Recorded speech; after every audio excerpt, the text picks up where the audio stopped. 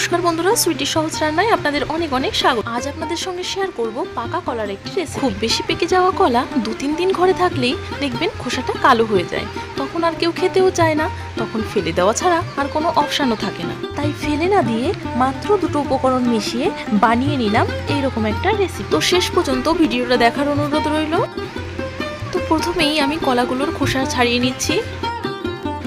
একে একে সব কলাগুলোর খোসা ছাড়ানো হয়ে গেলে একটা কাঁটা চামচের সাহায্যে ম্যাশ করে নিচ্ছি। এরপর এর মধ্যে দিয়ে দিচ্ছি আটা। আপনারা চাইলে এখানে ময়দাও ব্যবহার করতে পারেন। এখানে আমি ছোট কাপের 5 কাপ আটা নিয়েছি। এরপর এর মধ্যে অ্যাড করে দিচ্ছি চিনি। এখানে আমি 5 চামচ চিনি ব্যবহার করেছি। আপনারা চিনির পরিমাণটা বাড়িয়ে অথবা কমিয়ে নিতে পারেন। এরপর দিয়ে দিচ্ছি সামান্য একটু লবণ। এবার সবকিছু একসঙ্গে খুব ভালো করে মেখে নিচ্ছি। আচ্ছা, এখানে বলে রাখি, এটা মাখার সময় কোনো রকম জলের ব্যবহার করা যাবে না। তো মেখে নেওয়া হয়ে গেছে, এবার ভেজে নেওয়ার পালা।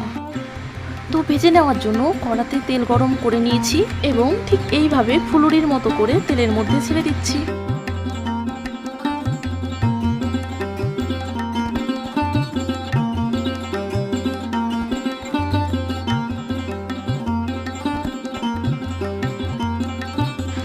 এভাবেই একে একে সব ফুলুরিগুলো দেওয়া হয়ে গেলে এবার ভেজে নেওয়ার অপেক্ষা।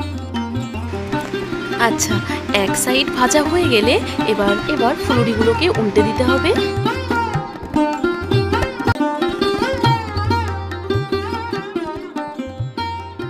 এভাবেই অনবরত নেড়ে চেড়ে 2 সাইডই লাল লাল করে ভেজে নিতে হবে।